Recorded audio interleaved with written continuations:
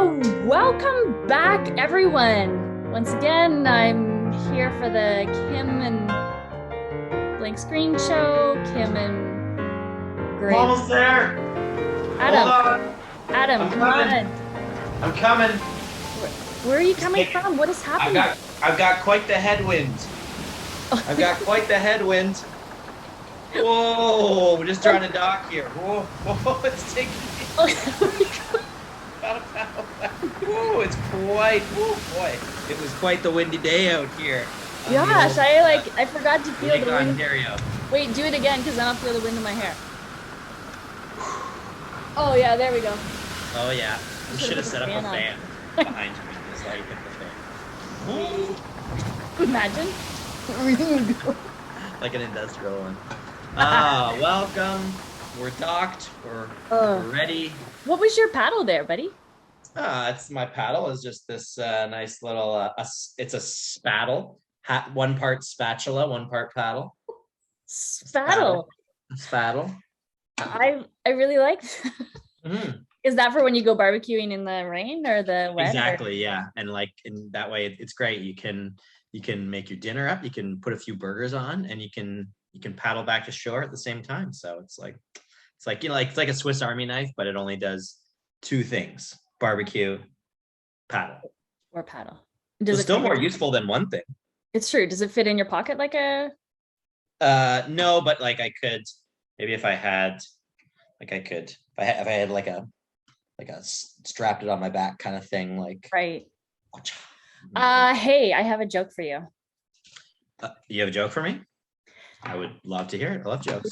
Would you? Yeah. Okay. So, which sailors, so like sea sailors, blow their nose most often? Which sailors blow their nose? Like after you sneeze, blow your nose? Blow your nose. Most often. Do it most often. I don't know. The anchor chiefs. Oh,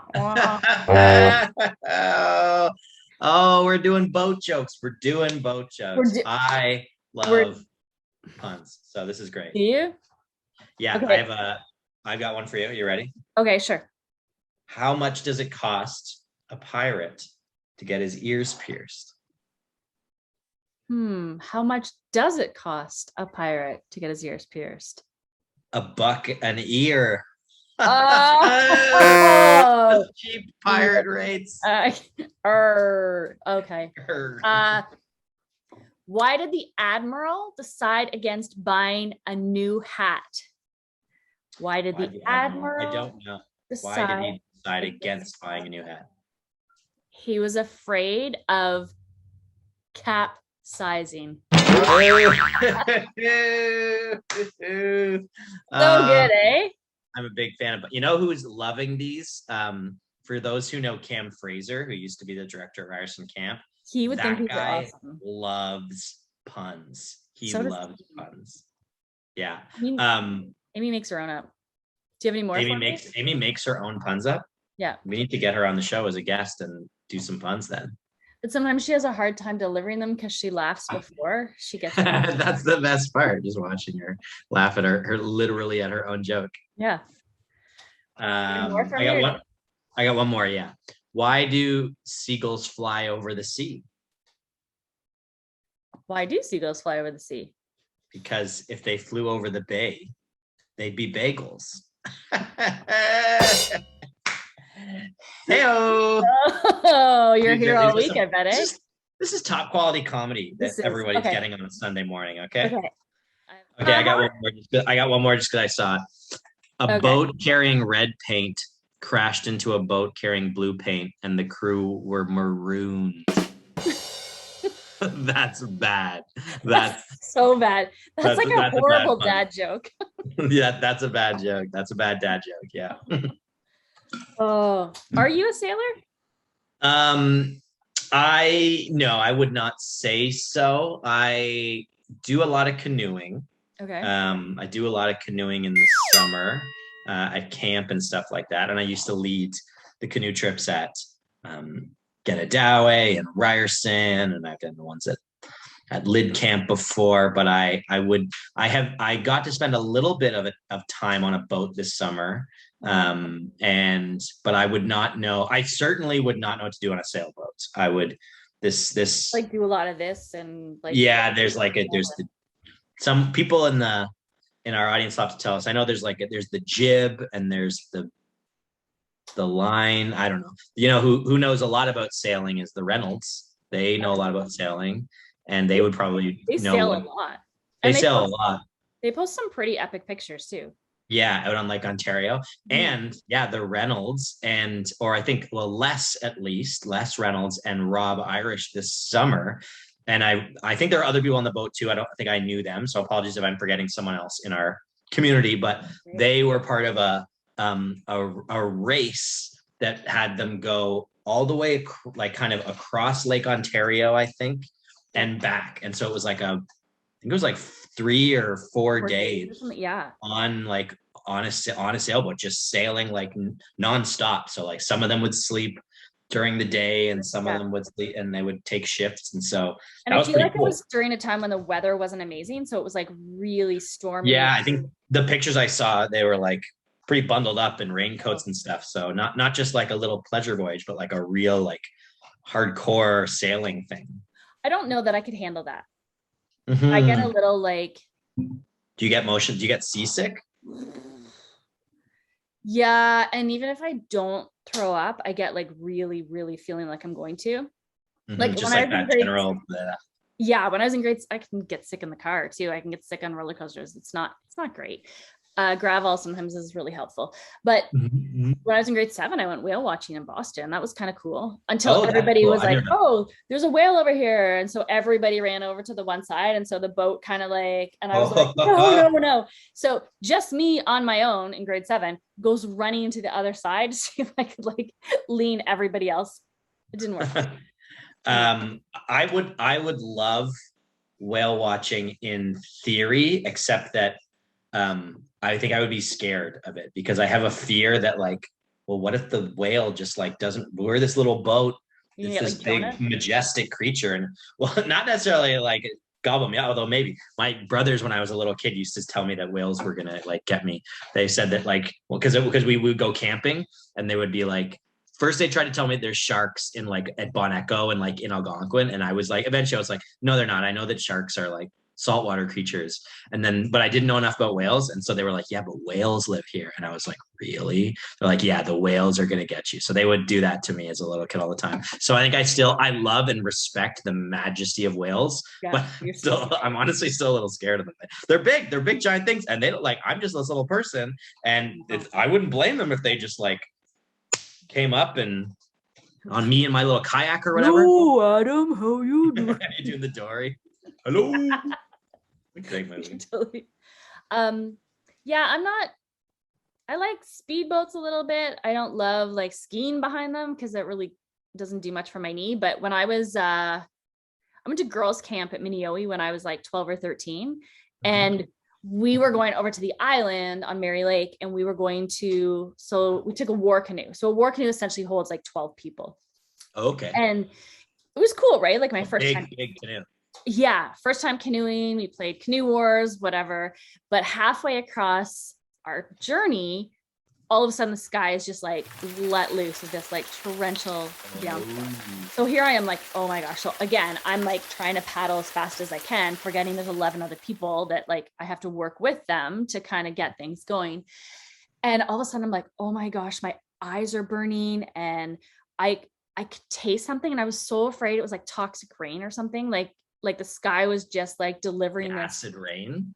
Yeah, like I was really in grade 7, so you kind of like it's a big thing, right? And here I am. It was one of the first times I'd been away from home, and I was like homesick, and I'm like eating acid rain, and toxic things are going in my body, and like I'm never gonna see my parents again. And it's not funny, Adam. Well, it is because I'm on the other side of the story, so I know that you did. I wouldn't laugh at you in the moment, but because I have a sense that you did, and I'm pretty sure you saw your mom a few weeks ago for her wonderful 75th birthday. So I think there's a happy ending here, but sorry, I don't mean to belittle your feelings. It's fine. I forgive you this time. So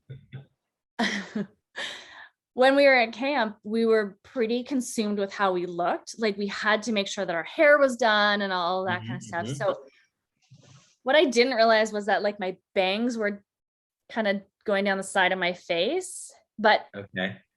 I I had sprayed them with hairspray so that they look good and they stayed in place. So That that's was the what was acid burning. rain. So the acid rain was actually your hairspray. Yeah. So it Yeah. wasn't a giant meteorological event. It was, Well, I'm assuming it was the hairspray because I mean, everybody maybe it else. was a little of both. Well, I think I was the only one. I was getting a little frantic and people were wondering what was wrong with me, but it's okay. It doesn't taste good. Don't. I wouldn't Yeah, try it. I will avoid eating hairspray or having it end up in my eyes. That's for Also, sure. I kind of giggle when campers come to camp now and they're like, they have to make sure their hair and makeup's done because I'm like, oh, I'm so far the other side of that now. Like, Oh, whatever. at camp, if I shower once every couple weeks at camp, that's a pretty good like. Okay, So, that's disgusting. well, I'm talking about at lit camp when you're in Algonquin and stuff, and Do you it's smell like there's that? a lot of stuff going on. You don't have time to. I'm not one of those people who can wake up at 6 a.m. and like do the whole like have a Like, shower before camp starts, and then camp goes right to the end of the day. So, can't do it. personal hygiene is very important, my friend. Well, I brush my teeth and wash my hands and all that stuff, but I Okay. just getting a full on. Maybe you It's a could be busy like, time. maybe your body becomes like toxic smell. Yeah, it could be. I haven't had anyone tell me, but maybe they're just being really polite. So, Ooh. Speaking of getting things in your eye, have you ever had toothpaste in your eye? Uh, It is the most painful thing. Did you You would like not believe. this? Brushing your Like teeth? What it happened?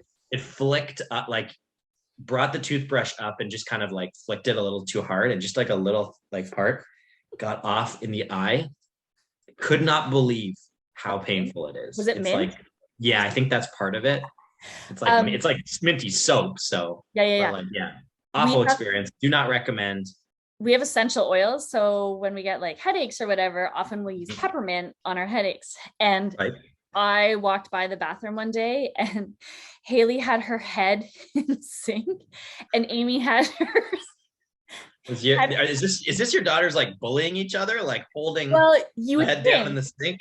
You would think, but Amy had her head on the back of or hand on the back of Haley's head, and she was like holding her down, and she had her hand underneath the faucet, and she was like cupping her. What had happened was Haley had put peppermint on her forehead for her headache, and it got in her eye. And so Oh, then she was panicking. So Amy was like yelling at her to get to the bathroom so she could do like eye flush. I it was was like, like code red. Get to the bathroom. Get to the but I bathroom. just thought they were like, I was like, what is actually happening? I And wish then we they had told that me. on film. Oh, there's a lot of things here that you probably think would be good on film, but a lot of things we probably shouldn't. Yeah, at least you wouldn't want to see me like jumping around in pain with toothpaste in my eye. No, I don't like to see anybody in pain. Thank you. I appreciate that. But okay, so here's the question. We've been chatting sailor things. Kim, what's with the sailor stuff today? I want you to think about the word worship. So Worship, okay. WORSHIP. Worship. Worship. Ah. Yeah, and I don't know, I just thought today we were going to talk about worship a little bit. What does worship mean? Like, we're not talking about the ship that we're obviously on in our own houses right now, as we like, or the ship that you paddled in on Or with the paddle. battle. Spaddle, that's what it was. Your spaddle. Yeah, but what is worship? How do we worship, and how do we offer our worship? Getting the pirate puns back in. Our Yeah. worship. Well, I could do like, I don't know, like being the captain of the ship, or wait for it. Oh, I don't know if this is gonna work. Oh, I really do have a little head. Oh, Nice.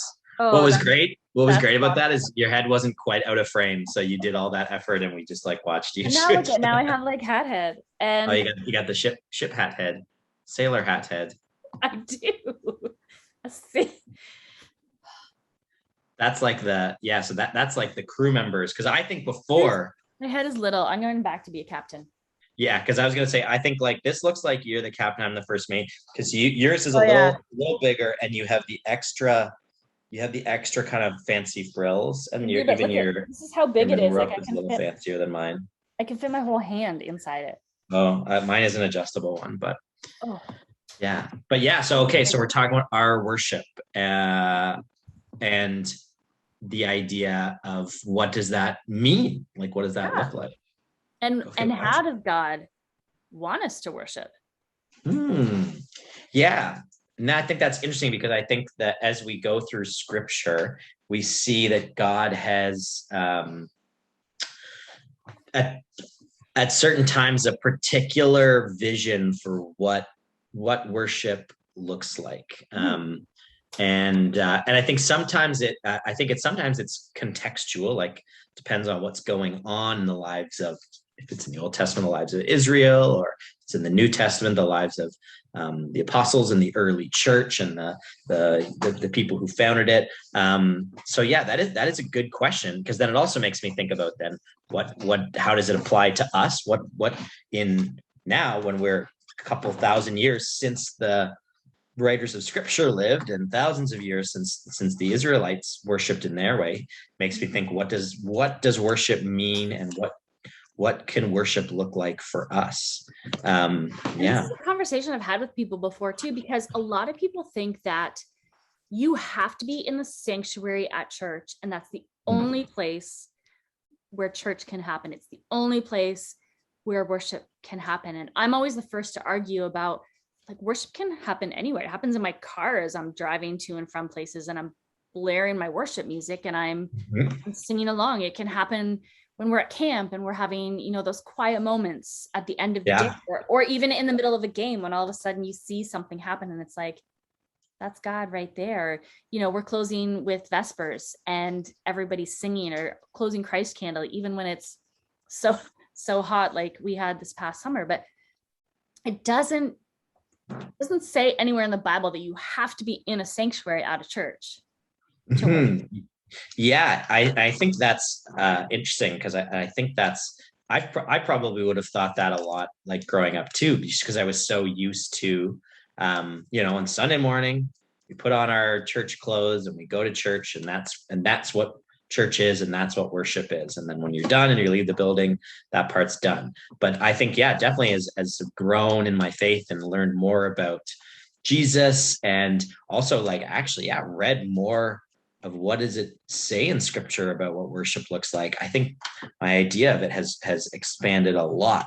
And I think there are actually specific times that are interesting because in scripture, because there are times when in the Old Testament, there's this king who really wants to has a heart for God and wants to worship God, and so it says I'm going to build a temple. I'm gonna build this amazing building, kind of palace, for you, God.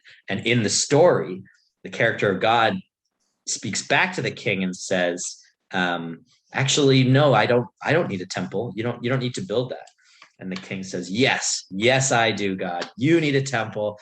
I'm gonna build this. And God says, no, I'm actually I'm kind of everywhere. Actually, I don't actually need, bricks and stone and doorways. And the king says, you deserve the best, God. I'm going to build you a temple. And so it's this interesting back and forth where God is actually trying in the story to say, I'm way bigger than a building. I'm way bigger than that. And in the end, what's interesting is the king keeps kind of arguing with the character of God, and eventually God says, okay, build me a temple, sure.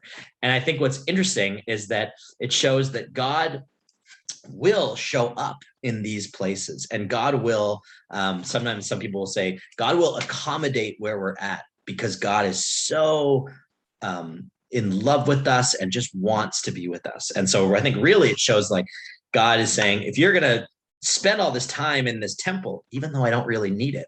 I'll come and I'll fill that place. I'll be there in the temple with you. But just so you know, I don't need it.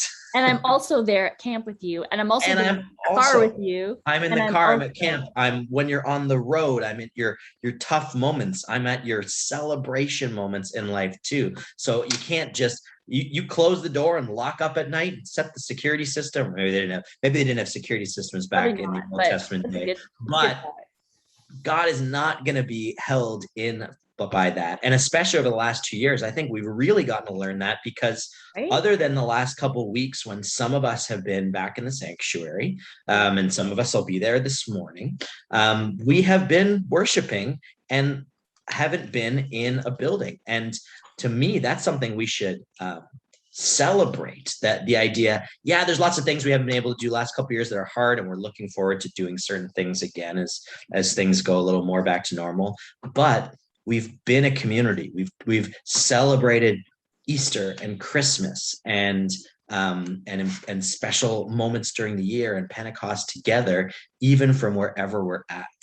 And everybody, even when we are all together, everybody still has a different way of worshiping, right? So we can't judge how somebody else worships compared to how we do. And we don't want to judge someone for what they wear in worship or how, you know, if they, like a couple weeks ago when we had Joy was doing the worship aspect, and it was, you know, involving the hands and lifting our hands. And that's right. Yeah. It was one of those, not everybody's comfortable with that, right? Whereas other people are comfortable lifting their hands, and everybody kind of worships a different way. And if we think of what ships are like, each ship is different.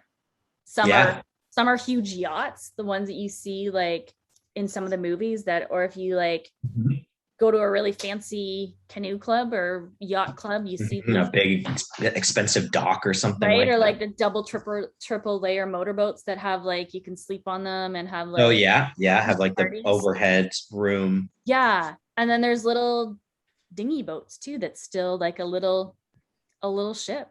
And if we think about it, you know, we're the ship, and we come to church and we come to worship, and we offer ourselves, we offer our ship to God. We want him to be the captain of our worship. We want him to, you know, God says that he wants us to come together to worship, but also just have a very worshipful heart and present our own bodies as a way of worship.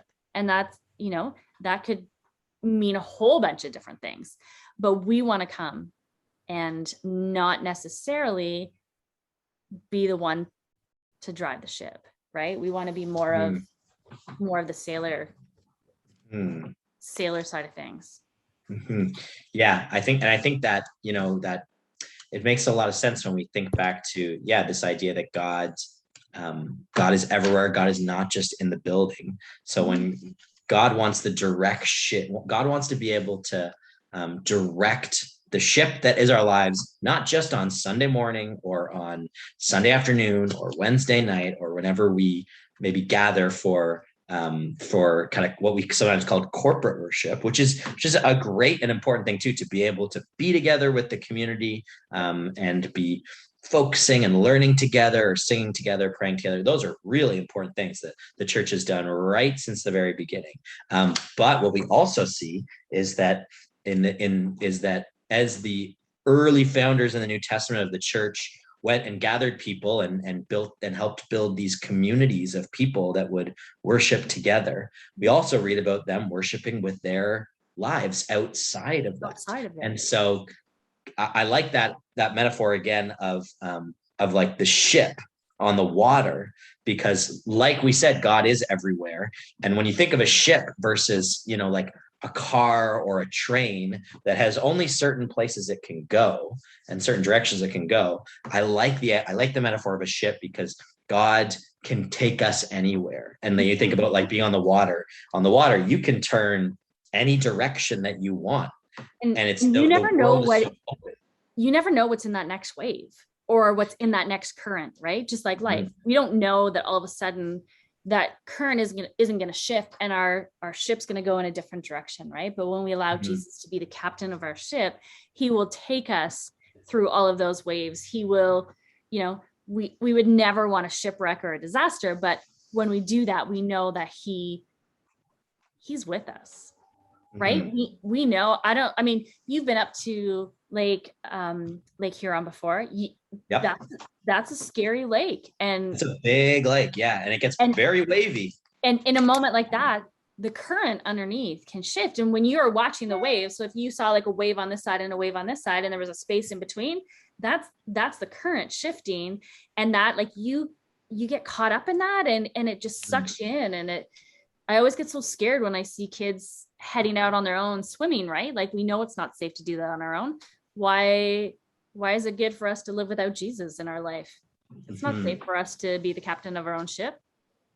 Yeah, especially because when we think about who God is and what God knows, God is someone who has, we've talked about this before when we read Jeremiah, God has good plans for us. So God, we want to cultivate a life that trusts that God has what's best for us, wants what's best for us, wants to see us flourish and have, Jesus talks about this like rich, full, abundant life. And we know that God knows what's across, what's beyond the horizon, what's past the next wave, because God has that vision that can see way, way further than I can. I can have plans for tomorrow.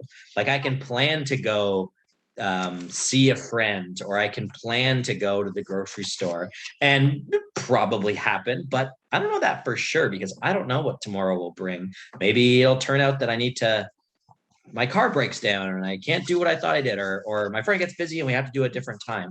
But God's vision is so much further. So if you think about a ship, and if you kind of have that picture of, whether it's like in Pirates of the Caribbean or something like that, I'm picturing like the big wheel, and it's always up on kind of the higher part of the ship, of the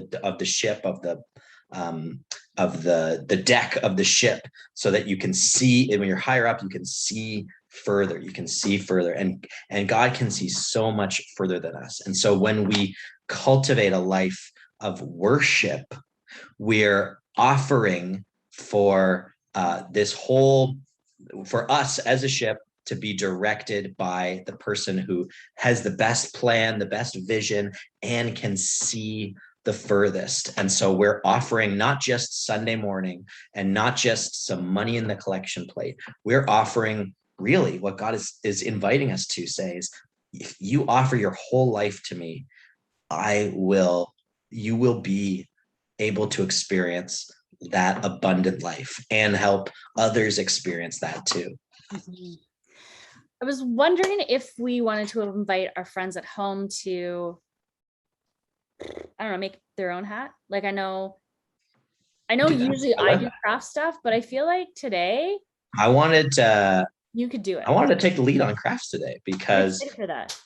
I'm not, as most people know, I'm not very crafty. Crafts are probably, in terms of my spiritual giftings, they're very low on what I was gifted. A spiritual gift, you think? Yeah, sure. Yeah, why not? I don't think I think that list gets laid out in, I think, like Corinthians and stuff, but I don't think it includes absolutely everything. I think there's crafting can be a spiritual gift. It's not one that I have in print. Yeah. Okay. But so what are you going to make, Adam? Because I think we can get ready to do this. And then when we're in our Zoom call after church today, we have invited people to gather the supplies that they need, and we're going to make them together. So teach me, Adam. We are going to make a pirate hat using a piece of paper. And maybe you've done this before, maybe you haven't. Maybe you've done this before and you're like, Adam, that's a pretty simple craft. Well, I'm playing within my strengths here. So like, I'm really stretching myself just to do this. But we are going to make a pirate hat. And so, yeah, I will show you where we're going to start. I have just a regular 8x11 piece of paper because it fits a little better. You can see it better in the window here, but you might actually we'll find, because I've tested this, you might actually want something that's a little bigger than an 8x11, unless you're maybe 6 and under. This makes a kind of a small pirate hat. So you might want maybe like a ledger, like one of those like legal, like executive size papers, or Yeah, or maybe even a piece of newspaper. oh yeah, piece of newspaper would be great. I love that look of like the newspaper pirate hat too. Longer. So yes, yeah, newspaper would be for those who still get the physical newspaper. That would be a good one. But I'm going to do this because we can follow along, and it's got some lines that we can see. And so this is what Like we're going to do. A little fish bubble. There's a little fish bubble in my throat. Yeah, there's a little fish bubble. I didn't. I was like, I don't know if everybody heard that, but I just try to blow past that. You like, you have a frog in your throat. I got a frog in my throat. Yeah, yeah. Oh no, now you have bubbles. Okay, go. Now I got the bubbles. Okay, so the first thing we're gonna do is you can take a piece of paper. And so the key is whatever size you do, it just can't be a square. So it needs to be a rectangle. So it's gonna be a little longer on one side or the other. And we're gonna, first thing we're gonna do is we're gonna take it in half. And I'm gonna fold it right in half. Make sure those corners are right up against each other there. Nice and flat like that. And then we got half piece of paper. And then we're going to fold it and take the corners at the top here. So not where the open flap is, the one at the top. Oh, the yacht guild is calling now. We're like, bring it in, kids, bring it in, bring it in. So you're gonna take the top ones and we're going to, I'm gonna put it down and then I'm gonna show you. You're gonna fold the corners in, and you want to really make sure that they're even. So you want it, the way you can tell you get right in the middle is that the flaps will meet right at the same, they'll kind of be the same length. Mine is decent here. You're so popular, Kim. Every time we go on, people are just like, you know what? It's they want you know what? They want free ad space on the show. I feel like it could be a great fundraiser for people to market their things. It's true. It could be. We could do that. Okay, so you're folding down like this. So see how I went there? So I went just from, this is where we were before. And I just folded the two in like this. I did my best to make sure it's kind of like, it's a little tiny bit off, but mostly it's pretty like straight line there between the two. So it's folded in like that. Now you're gonna need a piece of, unless you're really good at folding, which I'm not, you're gonna need a little piece of tape. So I just got some Scotch tape here. And just rip it off a little bit like that, just a little bit. And then I'll try and do it this way so we can see it. And then I'm going to take where the flaps meet in the middle here. I'm going to just put a little piece of tape over that just to kind of hold them together for this next part. Okay. It doesn't have to cover like all the way up or all the way down, just enough that now. Stick it a little bit. Okay. Yeah, so I can hold, so I don't have to hold them down and then stick together. Now you'll see what we have at the end now. Sorry, the lighting is kind of weird. So you'll see that there's a part kind of right at the bottom, and of course that's the opening. So there's two little flaps down here. And what we're going to do is we're going to fold them up. So I'm going to do one at a time. I'm going to take the first flap like this. Okay. So you'll see there's still one that's down here, but I'm just going to take the first flap that's on the side that's taped. Sorry, I don't know if you can see that in the light. We're going to fold it up This and is the over. taped side, and we're going to fold it up and get it right nice and tight to the end of the folded up flaps. Okay. Oh, I'm a little bit crooked. So this is looking good. I like the lines on this. So then now it's folded up like that, and you see. So that didn't need any tape or anything for that, but I just folded it up. And then I'm gonna do the same thing on the other side. So fold it the other way, so outside. I fold it the other way. I'm gonna put it the other way. Try and get it nice and even. I'm not perfect at making things even, but try and get it nice and even with the other side. So that then you can see both sides are up. Yep, okay. Then and take my kind of hand, I'm going to kind of take the opening, the end. So there's the pointy part on the top, the end. I'm just going to kind of open it up a little bit like that with my hand. Are there like those things that you used to do with paper? Did you ever play those? Like, oh yeah, where you have like the four. I would not. I'd have to learn how to make the like, and it was always like, what house are you gonna live in? What car are you gonna buy? What job are you gonna have? Yeah. You open up the thing and it says, yeah, I remember that. Okay, so now that it's kind of open like that, then this is the oh, Rosie has come. Rosie wants the hat. She wants to get on our ship. She does. So just as an example, we you got your haircut. I got my haircut also, by the way. I'm looking a lot more trim up here than I was last time we saw each other. Yeah, it was great. I finally got to, Like the it? first time I was at my hairdressers since July 2020.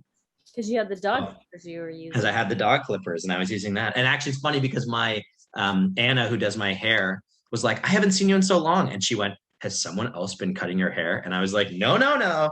I lived next door to the owner of that shop. And I said, you can ask Janine. She knows I take the dog clippers and I have been cutting my hair myself. So she was almost very hurt for a second. No, because she was happy that I hadn't, gone to another hairdresser. So, okay. So I have a very small head, so it'll kind of work, but you'll see why you want a little bigger piece of paper, and you can do it too. So you can get it on, and you can see, here we go. Now it's kind of more on top of my head, but it is quite the hat. And actually, I think when you wear it straight, it looks like in like the 70s and 80s, like fast food joints would always make people wear the little hats. So I think it actually is a little more sailory if you go on the other side with it. What about on an angle? I could be like, or you could do it on the angle. Actually, I think the angle looks good too. Boogie Woogie Bugle Boy. Or you could be like Popeye the Sailor Man. Yeah. Oh, that stain on your head. Did you just? Yeah, I think I kind of just rested on top. But there we go. Oh, well, there's our pirate / our sailor hat. Easy, man. I'm so proud of you. Thank you. That's the first craft that I've probably ever led ever. You know what? Look at you offering yourself as. Well, listen, we're gonna head into Big Church, and then we're gonna see everybody on the Zoom call later, and we'll be making. I'm gonna see if I can find some bigger paper for our Zoom call to make a hat. Yeah. Well, guys, don't forget to offer yourself this week to God and let Jesus be the captain of your ship, and let him take the lead. Don't forget to worship and have a great week. I'm gonna row into Big Church, so I'll see you there. I'll see. Take your spattle. This is our worst movie magic ever.